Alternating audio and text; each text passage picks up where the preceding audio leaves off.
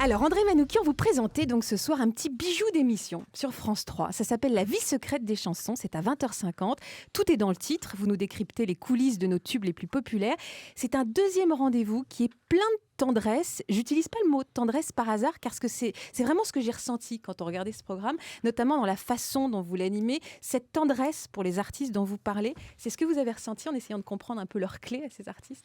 Ben oui, à la fois de la tendresse et en même temps, alors je les interviewe avec un dispositif. Il y a toujours le piano à queue qui est là naturellement. Comme ça, Ouais. l'idée c'est de se Comme dire, aujourd'hui avec nous. comme aujourd'hui, c'est formidable. Maintenant, dès que j'arrive dans un endroit, on me Il y a un sort des piano. pianos, c'est formidable. Donc ils se sentent. Alors le piano, il est spécial hein, parce que si vous savez, un piano à queue, il y a une courbe comme ça et c'est un endroit géostratégique implacable où le chanteur tombe amoureux. Enfin, le pianiste tombe amoureux de la chanteuse, quoi, si vous voulez, ou du chanteur parfois. Mais l'idée, c'est que voilà, pour maintenir encore une fois le lien entre les artistes et moi, finalement, c'est la musique. Ils savent que je suis musicien, donc du coup, ils sont un peu plus, j'allais dire, un peu plus confiants. Et j'obtiens parfois plus de choses qu'en posant des questions ou qu'en insistant. Plus classique, en effet. On sent que vous n'êtes pas un intervieweur comme les autres. Tout de suite, il y a une complicité Non, qui se crée. j'arrive pas à faire des questions courtes. Déjà, Ni les réponses d'ailleurs. les réponses non plus. Merci Patrice. Ce soir, ce numéro a pour thème message personnel.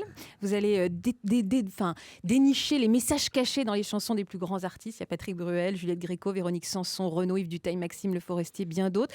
Des messages d'amour. Qu'est-ce qui vous a surpris dans ces messages? Parce que parfois, il y a des histoires d'amour qui ont été médiatisées, donc on comprend très vite les messages cachés des chansons. Puis parfois, il y a des messages lourds dans ces chansons. Vous les avez redécouvertes, ces œuvres? Ah oui, et alors il faut dire que cette émission, je la fais aussi grâce à Bertrand Dical, qui est l'historien de la chanson, qui est une encyclopédie vivante. Il faut juste pas s'asseoir à côté de lui à un déjeuner, parce que sinon, il est pire que moi. Et donc, j'ai découvert des chansons. Alors, ce qui me touche, moi, particulièrement, c'est quand l'histoire est finie entre Véronique Sanson et Michel Berger, on la connaît tous, elle l'a raconté plein de fois, elle est partie tout d'un coup amoureuse de Stephen Stills sans dire où elle allait. Et puis voilà, et ben, l'amour continue entre eux. Et ils vont se répondre par chansons Et interposées. ils ne vont plus communiquer que par chansons interposées. Lui, il a déjà écrit Seras-tu là, comme s'il avait un petit peu un pressentiment de ce qui allait se passer. Et elle va lui répondre quelques années plus tard, je serai là. Mais chaque fois, il y a un messager qui est chargé de bien vérifier si la chanson a atteint son destinataire, histoire de dire, tu sais, c'est pour toi qu'elle a écrit cette chanson ou c'est pour elle que... Voilà. Donc, je trouve ça beau, si vous voulez, au-delà des relations tumultueuses qu'on peut avoir, les histoires d'amour qui sont finies, il y a quelque chose de transcendant qui se met en place. Quand on a aimé quelqu'un une fois, on l'a aimé tout le temps, finalement. Alors André Manoukian, on va jouer un petit jeu, si vous voulez bien. Voilà le piano donc de France Bleu Midi Ensemble, puisque dès que vous arrivez quelque part, il y a un piano. Vous allez nous proposer des chansons, et avec Thierry, avec Patrice, on va essayer déjà de les reconnaître, et vous allez nous donner des anecdotes dessus. Voilà, super facile, là, hein.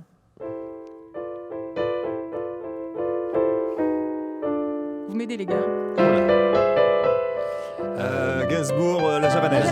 La javanaise, Voilà. bien Thierry Garcia. Je Un me point pour rappelle, Thierry. bien sûr, c'est normal. Vous déplaise.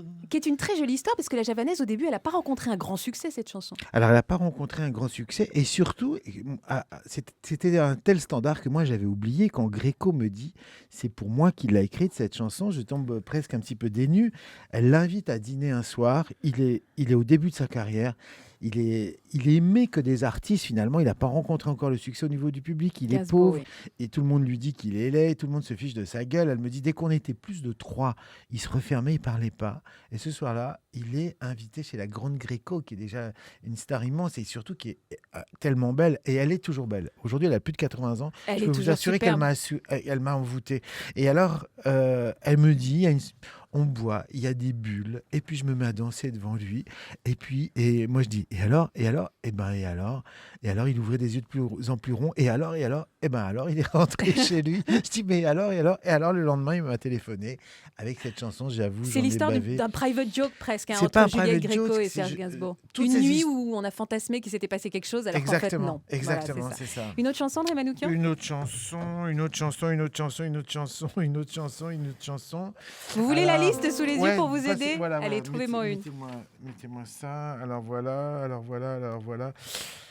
Alors on va faire celle-ci.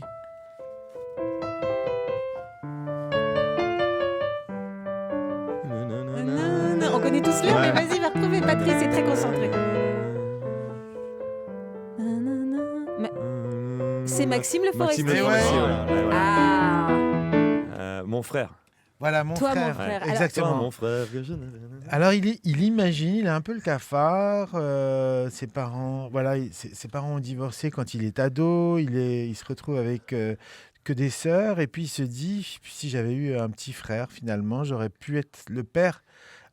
Son père qui s'est barré, quoi, faut dire. Et je sais pas, au lieu de se sentir comme abandonné, il a envie de se fantasmer un petit frère. Il écrit cette chanson, il l'a fait, elle est un énorme succès.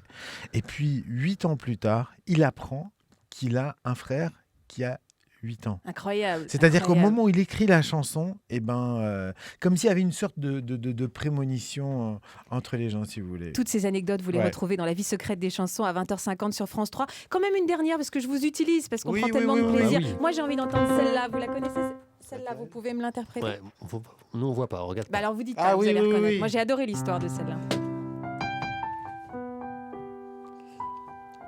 Il était beau comme un enfant. Fort comme un homme. Dalida. Dalida. Il venait d'avoir Yes. 18 ans, voilà. Alors, c'est une histoire un petit peu douloureuse génération. qui se cache derrière cette chanson, qui est un des plus gros succès de Dalida, André Manoukian. Alors, la genèse de cette chanson, Pascal Sevran et puis un autre Pascal, dont j'ai oublié le nom. Dalida est une immense star. Ils disent à Orlando, on veut rencontrer ta sœur. Enfin, voilà, on aimerait la rencontrer pour lui proposer des chansons. Au bout d'un moment, il leur dit, écoutez les gars, vous avez un quart d'heure. Tellement ils insistent. Ils ont un quart d'heure et là, il lui présente plein de chansons. Mais toutes les chansons qui ressemblent à Dalida qui vient d'avoir plein de succès. Et elle dit, mais tout ça, je l'ai déjà fait. C'est pas la peine de me le présenter. Alors tout d'un coup, ils sortent cette chanson, mais du fond de la poche. Et cette chanson, il se trouve qu'elle raconte une histoire que Dalida a vécue, mais les auteurs ne le savent pas. Et une histoire très douloureuse, Une qu'elle a his- eu en effet une passion pour un homme beaucoup plus jeune. Exactement, c'est dans l'Italie de ces années-là. Ça se passe pas comme ça et ça va se terminer pas terrible. Elle est tombée enceinte, elle Voilà. a dû avorter dans des conditions très difficiles. Donc voilà, c'est une histoire qui fait Elle pourra totalement plus écho jamais à avoir son de histoire. gosse. L'histoire, on la Mm. connaît et tout, mais tout d'un coup, elle a envie de... Finalement, la chanson, je pense, guérit des blessures et en même temps vous permet de vous réconcilier avec vous-même, quoi. Il y a beaucoup d'anecdotes de chansons comme ça qui vont vous émouvoir, comme celle de Dalida. La vie secrète des chansons, c'est à 20h50 sur France 3. On va continuer à en parler avec vous, André Manoukian. Vous l'avez compris, le pianiste, le poète, l'homme de télévision est votre invité dans France Bleu Midi Ensemble aujourd'hui. André Manoukian, on a des appels de stars pour vous. Thierry Garcia et Allô les stars, c'est juste après ça.